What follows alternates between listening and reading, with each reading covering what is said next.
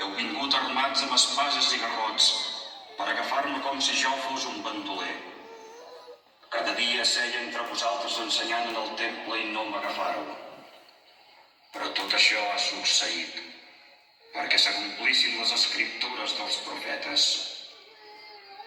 Aquesta és la vostra hora i del poder de les tenebres.